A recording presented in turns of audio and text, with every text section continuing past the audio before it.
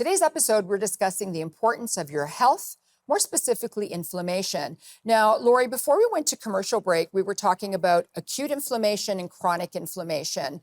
So is there anything else that you wanted to talk about regarding chronic inflammation? Just that, know that it is, as I mentioned, the core underlying cause of most illness, disease, faster aging, and weight gain. And some of the diseases would be heart disease, osteoporosis, rheumatoid arthritis, Alzheimer's, obesity. Every single health condition, in fact, has an underlying inflammatory ring to it, if you will. So it's something that we can, for the most part, mitigate to a large extent. So before we go on to fatflammation, how do we mitigate it? So that is through diet, lifestyle choices, and that includes sleep, stress, exercise.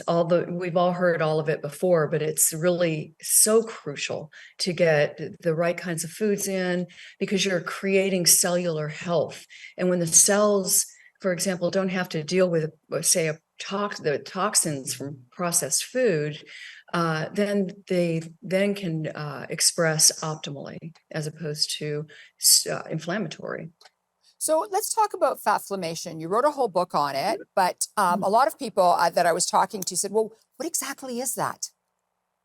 So what it is in a nutshell is that our fat cells become these little inflammatory factories. So when we eat, for example, a diet high in processed food, like the standard American diet, then we have a problem with inflammation because the body doesn't really know what to do with these foods. So in a lot of ways, what will happen is it will store things as fat, right? Or it will store the fat in the liver. And so when that happens, our fat cells expand, and they act as if they're infected, if you will. Mm-hmm. And with that, they leach out inflammatory molecules. This has a metabolic effect that literally slows down the metabolism over time.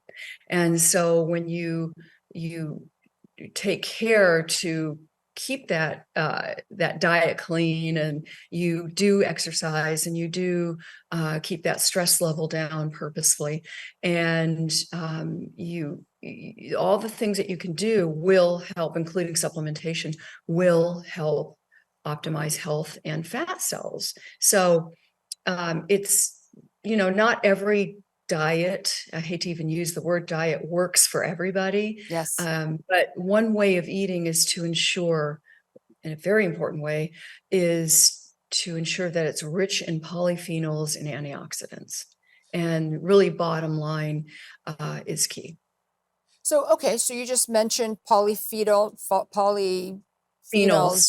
and right. Antioxidants. So let's talk about those. What are they, and how do they help you? How do they get rid of the inflammation? So these polyphenols and antioxidants are contained generally within plant foods. You'll find them. And what's wonderful about them is they tamp down and protect you from inflammation. So they fortify the cells. They promote mitochondrial health, which are those little organelles within every cell. And that's important because our mitochondrial health is crucial. So within every cell, we have multiple mitochondria, some more than others, and the densest amount of mitochondria are in the most energy producing organs, such as the eyes, the brain, the heart, and muscles.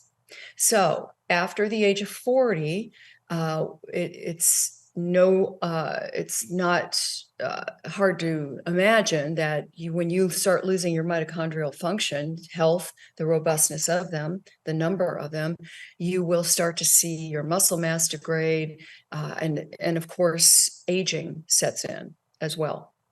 Okay, so we have 30 seconds before we go to break. I want to ask you about seed oils.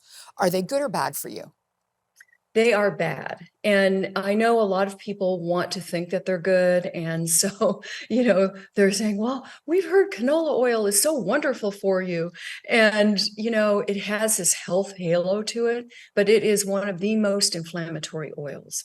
And it's because there's a 12-step Lori, process. I'm sorry, hold that thought. We're going to talk about the 12-step process when we Sounds return. good.